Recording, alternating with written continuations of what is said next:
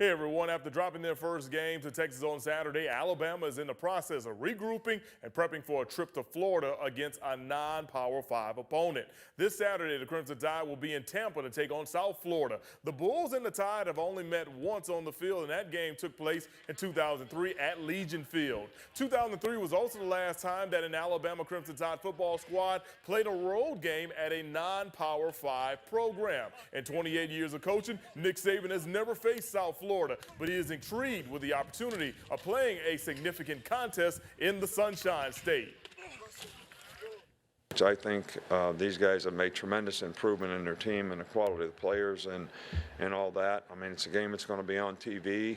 It's a good market for our fan base in Central Florida, so I think it's all good. But I think it's only good if you play good. So, I mean, image is something that you got to work to really have in terms of what I talked about before in terms of standard, how you play and the things that you do. So that pride in performance is going to be important no matter where we play. Coming back closer to home, Alabama A&M head football coach Connell Maynor has been quite popular this week. A snippet of our interview with Maynor as he barks and previews Saturday's game with Southern has been featured on Bleacher Report, Yahoo Sports, and as of this morning, ESPN Sports Center. As of now, the video on my Twitter feed has surpassed over 55,000 views. Now, here's the info for Saturday's game in Baton Rouge. It kicks off at 6 p.m. inside of A.W. Mumford Stadium. The contest will stream live on ESPN+. For the second time in 3 weeks, the UNA Lions will try to bounce back from a loss. Last week, Brent Dearmon's squad falling to Tarleton State 52-31. This Saturday at 6 p.m., the Lions head east, take on a winless Tennessee Tech squad that's averaging only 10 points a contest. Despite those odds, Coach Dearmon expects the Eagles to be fired up and ready for the Lions in their home opener. You know, they come in about like us. We're 1-2. I think we're a pretty good football team. They're coming in 0-2, and I think they're a pretty good football team. So you got two teams that are fighting and clawing to get a W, and so I know that we got to strap it up and be ready for another dogfight.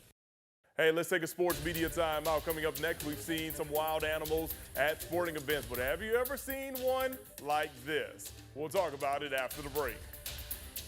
Now back to Fox 54 Sports, sponsored by Alpha Insurance.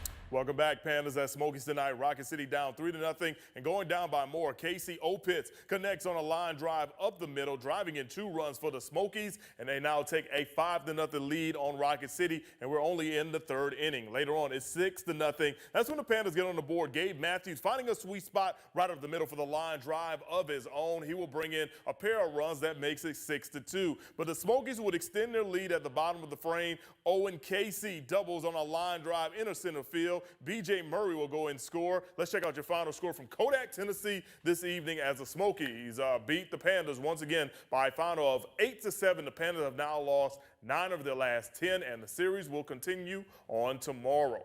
By now, you know that I love when animals disrupt athletic events, but this one is on a new level. A minor league game between the Bowie Bay Sox and the Harrisonburg Senators was halted by, get this, a skunk. The little critter was hanging out at first base before cutting across the infield on a slow, steady pace. And believe it or not, this is actually the second time that a skunk has interrupted a game between these very two teams. So I guess that skunks like baseball too, Kanisha. I mean, Mo, out of all animals, a skunk? Oh, yeah. I mean, and here's the other thing, too. You got to feel bad for, like, the infield and outfield crews because, like, they're being told, hey, try to get off the field, but you don't want to get too close because it's going to spray. So I feel bad for them in that situation. That's so crazy. Well, from one wild animal to a wild chase.